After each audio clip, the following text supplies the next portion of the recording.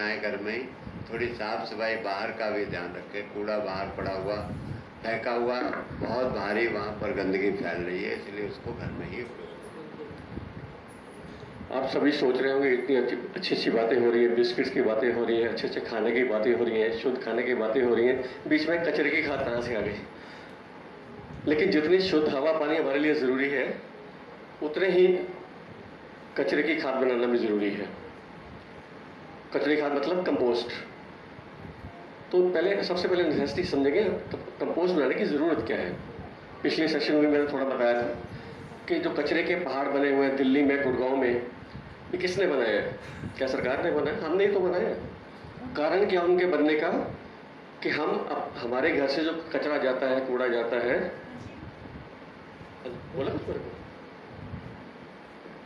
हमारे घरों से जो कूड़ा जा रहा है वो हम अलग अलग नहीं करते। मतलब रसोई का कचरा जैसे है डस्टबिन में डाल दिया, उसी में प्लास्टिक डाल दिया, उसी में लोहा भी डाल दिया, सब कुछ इकट्ठा डाल देते हैं उसमें। जब सारा कुछ हम इकट्ठा डाल देते हैं तो कूड़ा अलग अलग नहीं होता, वो सारा जाके फिर बंदवाड़ी का पहाड़ जैसे गुड़गांव में है, दिल्ली गाजीपुर का पहाड़ बना हुआ है, एक जीटी कनाल रोड पे बड़ा बड़ा सा कचरे का पहाड़ बना हुआ है। वो पहाड़ इसलिए बनते हैं कि हम अपना कचरा अलग अलग नहीं करते। अगर हम अपना कचरा अलग अलग करेंगे, मतलब जैसे रसोई का कचरा है उसको अलग से डालें, रसोई का कचरा, सब्जियों के छिलके हो गए, फलों के छिलके हो गए, बची कुची सब्जियां हो गई, वो एक डस्टबिन में उनको अलग से रखें। और जो आपका प्लास्टिक वगैरह है वो सारा रिसाइकल हो जाता है, जैसे कुर्सियाँ वगैरह ही बनती हैं। मैं बेंगलोर गया था, वहाँ मैंने पार्क में देखा हिंदुस्तान लीवर का बाकायदा बोर्ड लगा हुआ था, फोटो भी है मेरे पास उसकी। बेंच बना के उस पर लिखा हुआ था कि ये बेंच रिसाइकलिंग मटेरियल से, मतलब जो हम लिफाफे वगैरह फेंक देते हैं, प्लास्टिक चीज़ें फेंक देते हैं, उनसे रिसाइकिल करके उनको बनाया गया था। तो वो रिसाइकलर वाले के काम आता है। वो हम अपना कूड़ा प्लास्टिक का भी ना फेंके बाहर, अगर एक मिक्स करेंगे तो बनवारी का पहाड़ बनेगा। बाहर फेंकेंगे तो उसके भी बहुत नुकसान है। जैसे हम कैरी बैग थैले लेते हैं ना, जैसे कैरी बैग पड़ा है जिसमें बिस्किट वगैरह पैक है, हम इनकी परवाह नहीं करते। इनको बोलते हैं सिंगल यूज़ प्लास्टिक, जो एक बार में हमने यूज़ किया उसके बाद फेंक दिया। इसके बाद क्या होता है, हम जब इसको फेंकते हैं इसका कम से कम 1000 ईयर्स, कम से कम 1000 साल तक ये गलता नहीं है और मिट्टी में पड़ा रहता है। ऊपर से और मिट्टी आ गई, फिर क्या होता है, जब जैसे रेनी सीजन है, बारिश पड़ी है अभी, जब बारिश पड़ती है तो क्या करता है, हमें धरती का पानी कहाँ से मिलता है? जो हमारा बारिश का पानी छन के धरती में जाता है। जब ये लिफाफा कैरी बैग मिट्टी के ऊपर पड़ा होगा तो बारिश पड़ेगी तो उसका पानी छन के धरती में नहीं जाएगा, और धरती में नहीं जाएगा तो जैसे आजकल डिक्लेयर किया हुआ है कि गुड़गांव में पानी खत्म है, चेन्नई में पानी खत्म है, साउथ अफ्रीका में पानी खत्म है, कई कारण होते हैं इसके। फिर जब धरती में पानी नहीं जाएगा तो मिलेगा कैसे आपको? तो इन चीज़ों के लिए सारी चीज़ें ज़रूरी हैं। और मेरे पास कई लोगों के फ़ोन आए थे कि आपने आश्रम में गोबर खाद भी बना रहे हैं, आप केंचुआ खाद भी बना रहे हैं, कचरे की खाद भी बना रहे हैं, लेकिन हम अपने घरों में कचरे की खाद कैसे बनाएं? घरों का कचरा मतलब जो रसोई में निकलता कचरा हमारा, उसकी खाद कैसे बनाएं हम? तो उसके लिए गुरु जी के आदेश से, निर्देश अनुसार ये एक हमने होम कंपोस्टर बनाया है कचरे की, मतलब रसोई के कचरे की खाद बनाने के लिए। करना क्या है, सिर्फ सिंपल काम है इसमें कि आपको रसोई में जो बची कुची सब्जियां, छिलके, फ्रूट के छिलके जो भी होंगे, उसमें एक आपको सूखी चीज़ से मतलब सूखे पत्ते या लकड़ी का बुरादा या कंपोस्ट, ये तीनों चीज़ें भी आपके पास नहीं है तो घर में गत्ते के डिब्बे जो आते हैं, पैकिंग के डिब्बे आते हैं, वो छोटे छोटे टुकड़े करके वो सब्जी के छिलकों के साथ मिक्स करके इसमें डालना आपको, और कुछ नहीं करना, और डिब्बा इसको बंद कर देना आपको। और डिब्बा चारों तरफ से बंद है, कोई स्मेल बाहर नहीं आएगी। हमारा बाहर रखा भी हुआ है वॉशिंग पॉइंट के पास ना, एक हमारा कंपोस्टर वहाँ यूज़ किया हुआ, पूरा फुल किया हुआ, देखिए उसको स्मेल आती है कोई आपको? तो खाली इसमें डाल देंगे आप। इसके अंदर जो है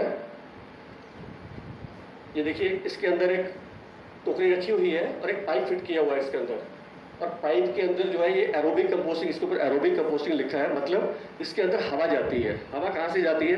तो पीछे आप पाइप देख रहे हैं, ये पाइप देख रहे हैं, इसके ऊपर जाली लगी हुई है, इसके थ्रू इसके अंदर हवा जाती है और सारी इसके अंदर हवा क्रॉस करती है कूड़े के अंदर ही। और जो कचरे का गीलापन, जो पानी वगैरह होता है, वो ये बास्केट से जो टोकरी रखी हुई है इसके अंदर बकेट, इससे छन के नीचे आ जाएगा। और नीचे आने के बाद आप हर 10-15 दिन के अंदर ये टूटी खोल के उसको पानी निकाल सकते हैं आप। और ये भी लिक्विड खाद है, ये पानी बेकार का नहीं है। ये आपको लिक्विड खाद यहाँ से मिलेगी, ये 10 गुना स्ट्रॉन्ग है।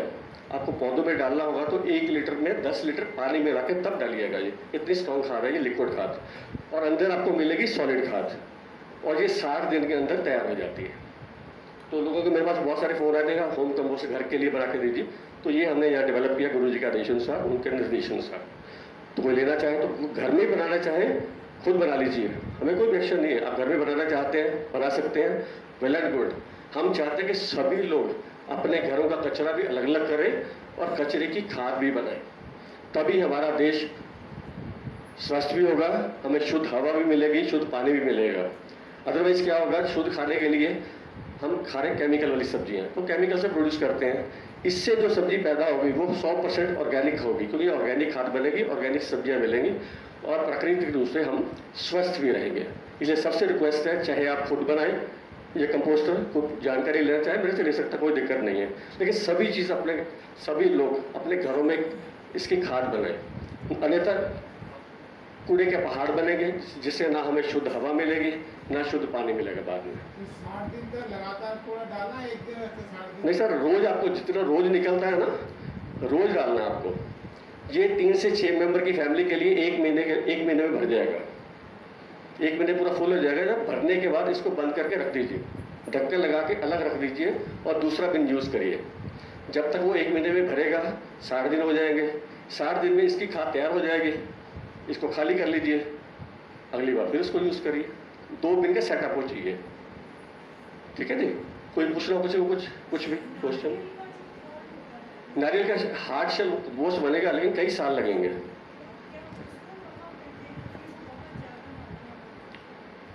बहुत ज़्यादा मात्रा में, या तो पड़े रहने दीजिए, छत पे रखिए उनको।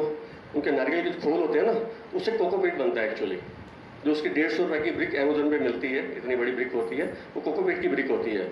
अब उसको छत पे रखेंगे सूख जाएगा, या उसको अपने घर में जो मिक्सर का ग्राइंडर होता है उसमें छिलके डाल के उसको पाउडर फॉर्म में ले ही आपकी कोकोपीट बन जाएगी। उसमें आप डाल सकते हैं बाद में, ये भी कर सकते हैं। लेकिन जो हार्ड शेल है वो थोड़ा दिक्कत करेगा, कंपोस्ट बनेगा लेकिन बहुत टाइम लगेगा। वो आपकी चॉइस है। धन्यवाद। हमारी सबकी ये शिकायत है कि जी सब्जियां शुद्ध नहीं मिलती हैं। तो अगर आप सब लोग प्रयास करें और जानकारी ले लें तो आप घर में ही ऑर्गेनिक सब्जियां उगा सकते हैं, कोई परेशानी नहीं है। और आप दूसरों पर निर्भर ना रहें, बाजार की सब्जियां भी मत खरीदें।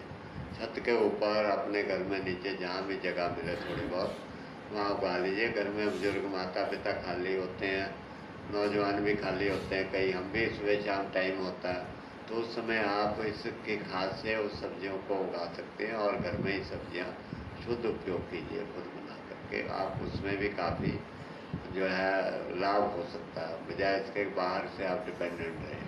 ये चीज़ें वेस्ट आप बाहर ही फेंकते हैं, किसी काम के नहीं। पैसे की भी बचत हो जाती है, स्वास्थ्य भी अच्छा हो जाएगा, और सबसे बढ़िया करोड़ों रुपए का आपका स्वास्थ्य मिल गया और दवाइयों अस्पतालों का खर्चा बचा। चलिए अब समय हो गया है, बाकी फिर अगले संडे बताएंगे। जो चीज़ें रह गई हैं मैं नोट कर लेता हूँ, वो अगले संडे पूर्ति करेंगे। बाकी अगले संडे आप आ करके करिए, सब लोग परिवार सहित आइए। अब जो भी भोजन प्रसाद गुरु जी का तैयार है वो आप सब लोग प्यार से खाएँ।